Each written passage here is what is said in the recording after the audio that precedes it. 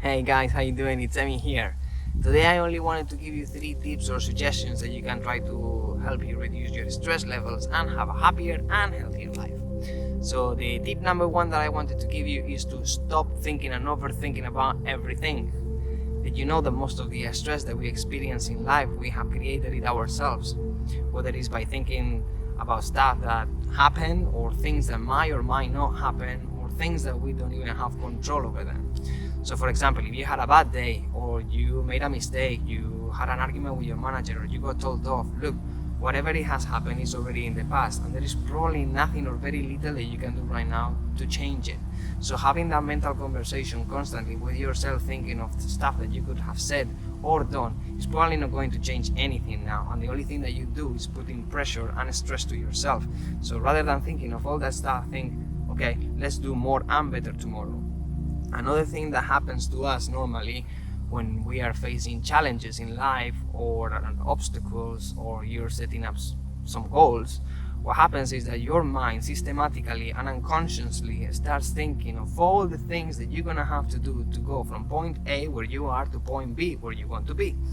And rather than focusing on that very first step, getting it completed, and then move to the second thing, you're thinking about everything that you're gonna have to do, how hard it is going to be, how long it's gonna take us, and you become overwhelmed because you're seeing that huge wall, that huge hill, rather than focusing on the very first step. And what happens is, because you focus on everything that you're gonna have to do, you become overwhelmed, and there are very high chances that you never start, and you probably will never achieve your goal, rather than if you start with the first step. Now, the second tip that I wanted to give you is to start enjoying the little things. Did you know that you have, or that we experience 3 positive things against 1 negative things that happens to us?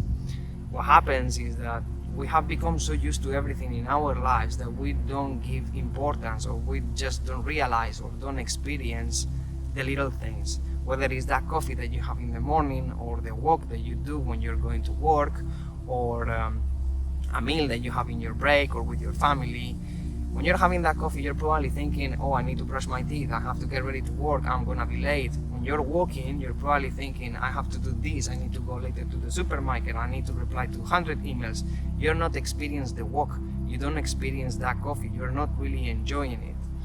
So what happens is that at the end of the day, you'll actually remember that negative thing that happened, but all those actually positive things that happens to you, you don't remember them because you were not really experiencing them. You're actually thinking about other stuff. So my point here is for you to try and experience those little things, because it will make a huge difference in your life.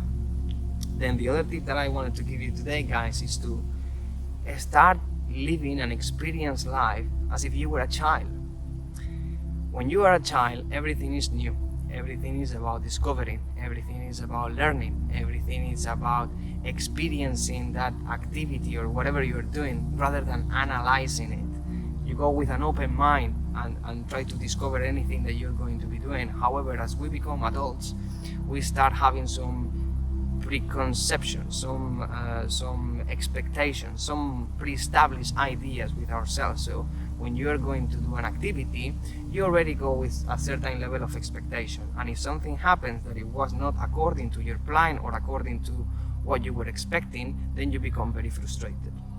So my point here is to, whatever you do, experience it as if it was your first time, that first apple that you had, that first coffee, that first, I don't know, anything, and really enjoy it, really be there in that moment, rather than having a preconceived idea or an expectation. Because probably what it happens if you don't meet that expectation is that you're gonna become angry or frustrated because it wasn't the way you wanted it to be. So go with an open mind and just experience as they are and rediscover everything again.